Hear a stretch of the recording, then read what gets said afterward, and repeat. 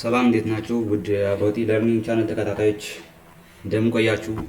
ዛሬ የቻፕተር 2 ግሎባል ትሬንድ ኮርስ አምስተኛው ፓርት ወይም ደግሞ ፓርት 5 ይዘን መጥተናል። የዛሬው ርዕሳችን ከመጀመራችን በፊት ስለ ባለፈው ቪዲዮአችን ለማስታወስ ያህል ባለፈው ቪዲዮአችን ስለ ከዚህ በፊት ያለው ማለት ነው ስለ ኦብጀክቲቭስ ኦፍ ፎሬን ፖሊሲ አይተን ነበር። ስለዚህ ያን በሚመለከት ሾርት ሬንጅ ኦብጀክቲቭስ ሚድል ሬንጅ ኦብጀክቲቭስ ኤንድ ሎንግ ሬንጅ ኦብጀክቲቭስ የሚሉ በዝርዝር አውርተን ነበር ማለት ነው። ሶ ያን በማስታወስ ያን ካፕቸር በማድረግ ባለመርሳት ዛሬ ከዛ ቀጥሎ ያለውን ቪዲዮአችን ወይም ደግሞ ይዘት እናቀርባለን ማለት ነው። ሶ የዛሬ ርዕሳችን ፎሬን ፖሊሲ ቢሄቪየር የሚለው ይሆናል ማለት ነው። ሶ ፎሬን ፖሊሲ ቢሄቪየር ኢን ተርምስ ኦፍ ፓተርን ኤንድ ትሬንድስ እናያለን ማለት ነው። ሶ ሌትስ ስታርት ዊዝ brainstorming questions. First, what does foreign policy behavior refers to? ምን ሪፈር ያደርጋል foreign policy behavior ማለት ምን ማለት ነው? Second, what do you think that all countries have the same pattern of foreign policy behavior? ሁሉም ሀገራት አንድ አይነት የፎሬን ፖሊሲ ፓተርን ወይም ደግሞ behavior አላቸው ብላችሁ ትገምታላችሁ? ይህንን ለራሳችሁ ወይም ደግሞ አንደርስታንዲንጋችን እንፈትሽበትና ይህንን ጥያቄ በመያዝ ወደሚቀጥለው ዲስከሽናችን እንሄዳለን ማለት ነው። ሶ first let's describe what foreign policy behavior is. ስለዚህ foreign policy behavior ምን ሪፈር ያደርጋል በሚለው ጥያቄያችን መልስ የሚሆነው it refers to the actions take towards each other. አንድ ሀገር በግንኙነታቸው መካከል ወይም በግንኙነታቸው ሂደት የሚያደርጉት አክሽን ማለት ነው። ያን አክሽን ሪፈር ያደርጋል። አክሽኑ የቢሄቪየራቸውን ሪፍሌክሽን ነው ማለት ነው። so they are also actions taken to influence the behavior of an external actors. ሌሎች አክተሮችን ኤክስተርናል አክተሮችን የምንላቸው ከአንድ ሀገር ውጪ ያሉ አክተሮችን ወይንም ሀገሪቷ ኮንትሮል ውጪ ከሆነ አክተሮችን አፌክት የምናደርግበት ወይም ኢንፍሉዌንስ የምናደርግበት ድርጊት ነው። ይሄን ወደ ራሳችን ፍላጎት ለማምጣት ወይም ፍላጎታችን ለማስፈጸም የሀገራትን ናሽናል ኢንተረስት ለማስፈጸም በሚደረገው ሂደት የምንከተለው አክሽን ወይ የምናደርገው አክሽን የቢሄቪየራችን ነጸብራቅ ነው እሱ።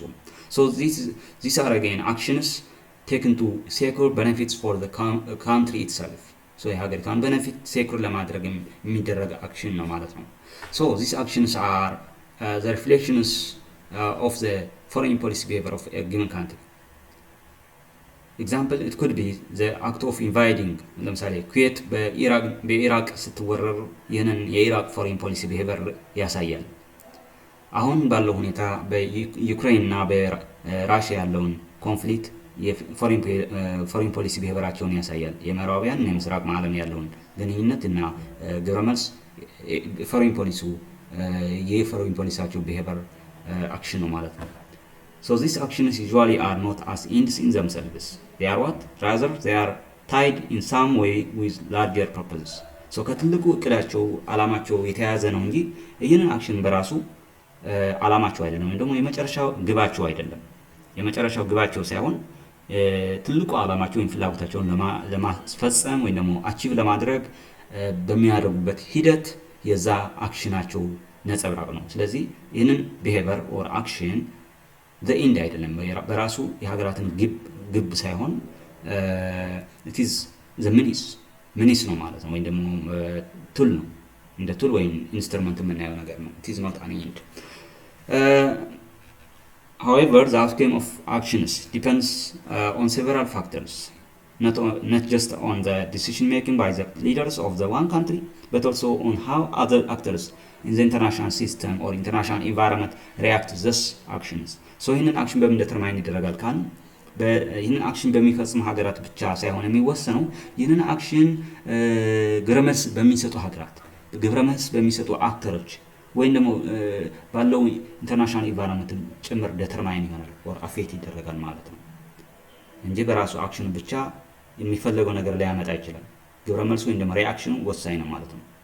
however one can expect to find double standards and inconsistency in the records of all countries. እዚህ ጋር ግን ይህን ፎሬን ፖሊሲ ማለት ኤግዛክት ቢሄቪየራቸው የሀገራትን ቢሄቪየር የሀገራትን ኤግዛክት ኢንተረስት ሪፍሌክት አድርገ ማለት ነው። ይህን ፎሬን ፖሊሲ ቢሄቪየር ላልባት ዳብል ስታንዳርድ ሊጠቀሙበት ይችላሉ። እንዲሁም ኢንኮንሲስተንሲ አለው። ኦቨርትሊ ፒስ ሜከርስ ሊሆን ይችላሉ ኦር ፒስ ላቪንግ ሊመስል ይችላሉ። ፕራክቲካሊ ደግሞ ዋር ላይክ ሊሆኑ ይችላሉ። ስለ ዳብል ስታንዳርድ ቢሄቨራቸው በአንድ በኩል መልካም ነገር እያንጸባረቁ በሌላ በኩል በጣም አደገኛ የሆነ ነገር ወይም አክሽን ሊያሳዩ ይችላሉ። ሶ ፎሬን ፖሊሲ ኤግዛክትሊ ሀገራትን ማንነት የሀገራትን ካራክተር ሌቨል ለማድረግ አይጠቅምም ወይም ደግሞ ኤግዛክት ሚኒስ ላይሆን ይችላል። So it is not easy to label countries as simply peace loving or peace war or to use other such categories or categorizations. So ሀገራትን ካቴጎራይዜሽን በቢሄቨራቸው መሰረት ካቴጎራይዝ ለማድረግ በጣም ዲፊካልት ይሆናል። ምክንያቱም የሚከተል ፎሬን ፖሊሲ ዳብል ስታንዳርድ የተለያየ ቢሄቨር የያዘ ሊሆን ይችላል። በአንድ በኩል ሰላም ሰባኪ፣ በአንድ በኩል ደግሞ ጦርነትን ሰባኪ በመምሰል ዳብል የሆነ ቢሄቨር ሊኖራቸው ስለሚችል ሀገራትን ኤግዛክት እነዚህ ሀገራት እንደዚህ ፒስ ሌቨል ናቸው፣ ፒስ ላቪንግ ናቸው፣ ሌሎች ደግሞ ዋር ላይክ ናቸው ብለን ዴተርማይን ለማድረግ ይከብዳል። nevertheless patterns of foreign policy behavior can be identified. so እነዚህን እንዴት አይደንቲፋይ እናደርጋቸዋለን የሚለው ፓተርኖቹ በሚከተለው እናያለን ማለት ነው። so according to Arnold Welfers, he is a famous specialist in a field of international relation. በጣም ታዋቂ የሆነ ስፔሻሊስት ነው። እሱን ባስቀመጠው ወይም ሳጀስት ባደረጋቸው ፓተርንስ እናያለን ማለት ነው ለዛሬ። he suggests that all foreign policy behaviors ultimately can be summarized or boiled down into 3 possible patterns. ስለዚህ በየትኛውም የሀገራትን ፎሬን ፖሊሲ ቢሄቨር ወደ 3 ፓተርን ሳማራይዝ ማድረግ እንችላለን በዚህ ጸሐፊ ወይም በዚህ ስፔሻሊስት ሳጀሽን መሰረት ወይም ደግሞ ሐሳብ መሰረት። first one is self preservation or maintaining the status quo የሚለውን ሪፍሌክት ያደርጋል። ይሄንን self preservation ማለት አሁናዊ ወይም አሁን ያለህን ስታተስ መጠበቅ ማለት ነው። አሁን ያለህን እድል አስጠብቀ መሄድ መቻል ማለት ነው። ሶ በዚህ መሰረት እነዚህ ፎሬን ፖሊሲ ቢሄቨር ያላቸው ሀገራት ወይ ሰልፍ ፕሪዘርቬሽን ቢሄቨር ያላቸው ሀገራት ላይክ ዩኤስ ፎሬን ፖሊሲ እንደ ኤግዛምፕል መውሰድ እንችላለን። አሁን ባለው ነባራዊ ሁኔታ they are satisfied with the existing status quo, so they need to maintain or keep the existing international environment to be continued. So USA is a key example of them.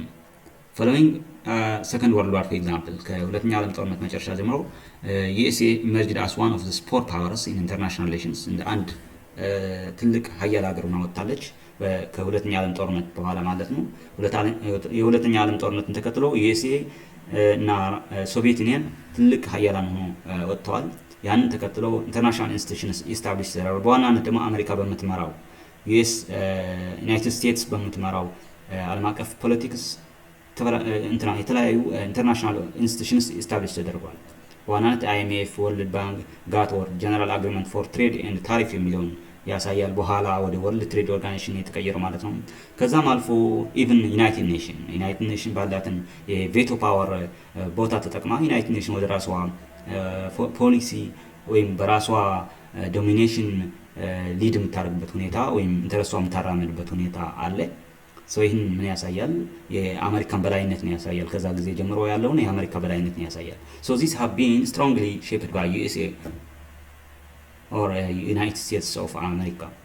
So the underlying philosophy and the decisions making procedures of such institutions like IMF, World Bank, GATT, World Trade Organization and United Nations, even World Health Organization are all shaped to serve the global interest of the country or the USA, United States. So እነዚህ ኢንስቲትዩሽንስ ፊሎሶፊያቸውን ሼፕ የተደረገው ዲሲሽን ሜኪንግ ፕሮሲጀሩ ብሉፕሪንት የተደረገው በማን ነው? በዚህ በአሜሪካ ፍላጎት ወይም ደግሞ የበላይነትን ስለሆነ ይህንን በዋናነትን የአሜሪካን ግሎባል ኢንተረስትን የማስጠበቅ ሚና ይጫወታሉ ማለት ነው። ይህን የሚያሳየን ምን ያህል አሁናዊ የአሜሪካ በላይነትን እንዳለና ይህንን አሜሪካ አስጠብቃ መሄድ እንደምትፈልግ ያሳየናል ማለት ነው። that is why USA has become the sole defender of the international system and the liberal economic political order. የዚህም ዋነኛ ጠበቃ የሆነችው ለምን እንደሆነ ይህንን ማስረጃ ይሆናል ማለት ነው። ይህን ጀስቲፋይ ያደርጋል ማለት ነው።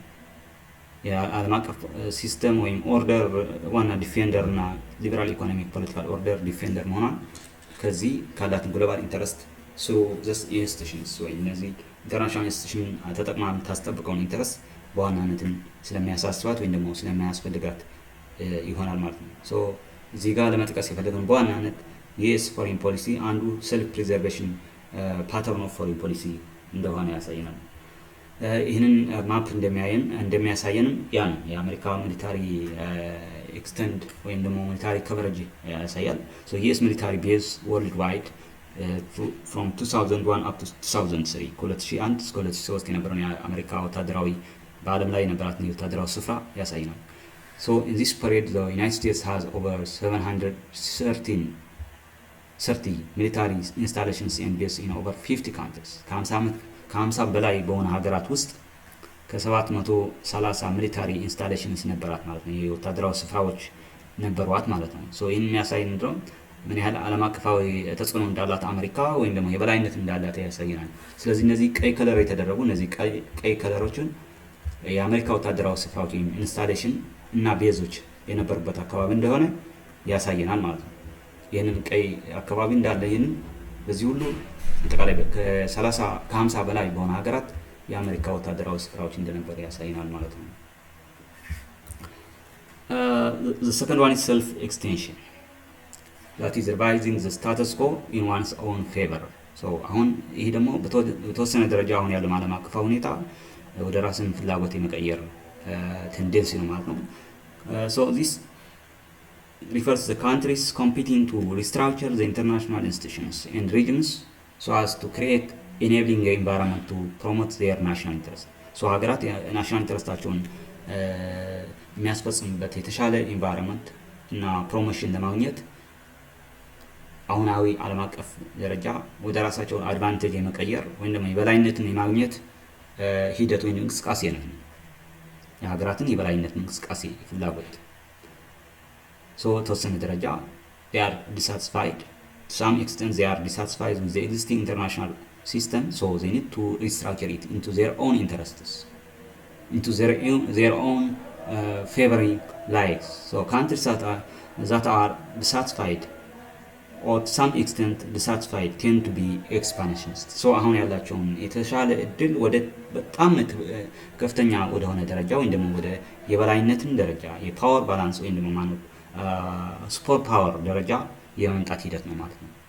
So newly emerging powers የምንላቸው such as China, India, Brazil, Germany and others እዚህ ግሩፕ ውስጥ ይካተታሉ ወይም ደግሞ ካታጎራይዝድ ይደረጋሉ። ፎሬን ፖሊሲያቸው በዚህ ሰልፍ ኤክስቴንሽን የሚባል አይነት ቢሄቨር የሚካተት ነው ማለት ነው። አብዛኞቹ አሁን ሞር ኒውሊ ኢመርጂንግ ፓወርስ የሚባል ሀገራት ሶ እነዚህ ሀገራት ምንድነው የበላይነትን አሁን ካላቸው ደረጃ በተሻለ ዓለም አቀፋዊ ፓወር ኦን የማድረግ ወይም ደግሞ ሄጅሞኒ የሚሆን ፍላጎት ያላቸው ሀገራት የሚከተሉት ያላቸው የፎሬን ፖሊሲ ቢሄቨር ሰልፍ ኤክስቴንሽን ይባላል ማለት ነው። The third one is self-abnegation. This refers to revising the status quo in some else's favor. So mostly this refers to less developing countries. በአብዛኛው ታዳጊ ሀገራትን ወይም weak states የምንላቸው weak states of the world እነሱን የሚመለከት ወይም እነሱን ዲስፕሌይ የሚያደርጉት አይነት ፎሬን ፖሊሲ ነው። So self-abnegation ማለት as its name refers that it is to become against the existing circumstance or the existing phenomena. አሁን ያለውን ዓለም አቀፋዊ ሲስተም against የሆነ assumption ማለት ነው። against የሆነ እንቅስቃሴ ማለት ነው። ምክንያቱም these countries are failed to defend and promote their national interest in their external relations. አሁን ባላቸው ዓለም አቀፍ ግንኙነት ወይም የውጭ ግንኙነት ናሽናል ኢንተረስታቸው ዲፌንድ ማድረግም ፕሮሞት ማድረግም ያልቻሉ ሀገራት የሚኖራቸውን ፎሬን ፖሊሲ ነው። because they consider themselves they are victim of the existing international system. አሁን ላለው ዓለም አቀፋዊ ነባራዊ ሁኔታ ራሳቸውን ቪክቲም እንደሆኑ እንደተገለሉ ማርጂናላይዝ እንደሆኑ አድርገው የሚያስቡ ሀገራት ፌር ኢኮኖሚክ እና ፖለቲካል ዲስትሪቢዩሽን ወይም ፖዚሽን እንደሌለ የሚያምኑ ሀገራት ናቸው። ሶ ቶታሊ አገንስት ኢንተርናሽናል አሁን ያለው ኢንተርናሽናል ኦርደር ቶታሊ ሪቫይዝድ መሆን እንዳለበት የሚያቅዱ ሀገራት ናቸው። So they are very much dependent on foreign aid. These countries are very much dependent on foreign support. So they are profoundly caught with many problems in order to pursue an autonomous policy. So autonomous የሆነ ፖሊሲ pursue ለማድረግ በጣም ብዙ ችግር ያለባቸው ተደራራቢ ችግር የሚገጥማቸው ሀገራት እና ባለው ነባራዊ ዓለም አቀፋዊ ነባራዊ ሁኔታ ሞር ቪክቲም እንደሆኑ ራሳቸውን የሚያስቡ ሀገራት ናቸው። ሶ ይህንን አይነት ፎሬን ፖሊሲ ያላቸው ሀገራት self abnegation እንላቸዋለን።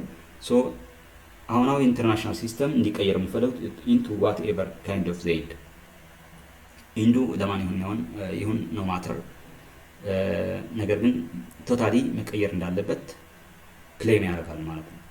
So this is the main content of our today's video. The last portion of this video will be the self-assessing questions. So we have two important questions here to understand our discussion or to remember our discussion individual or in a group in different ways. ስለዚህ ይህንን ጥያቄዎች በተለያየ መንገድ ዲስከስ አድርጉባቸው ወይም ደግሞ ተወያዩባቸው። ራሳችሁን እዚህ ቪዲዮ ዲስከስ ያደረግነውን ራሳችሁን የምትፈትሽበት አጋጣሚ ነው። ስለዚህ አንዳንድ ግልጽ ያልሆነላችሁ ወይም ደግሞ ኮሜንት ላይ ልትጽፉልን ትችላላችሁ። አስፈላጊ የሆነ ሀሳብ ኮሜንት ላይ ልትጽፉልን ትችላላችሁ። ሶ የመጀመሪያው ጥያቄ ምን ይባላል ወይም ምን ይላል? which foreign policy behavior does Ethiopia is promoting and why? አሁን ከገለጽናቸው behaviors of foreign policy or patterns of foreign policy self-extension, self-preservation or self-abnegation ከሚሉ ኢትዮጵያ የትኛው ፎሬን ፖሊሲ ነው የምትከተለው የሚል አንድ ጥያቄ ነው እና ለምን የሚለውን አብራችሁ እንድትመልሱት ይፈልጋል። The second one is discuss as to which foreign policy behavior do the BRIC countries or the BRICS countries are promoting and why? የብሪክስ ካንትሪስ የምንላቸው ግሩፕ ሀገራት አሉ።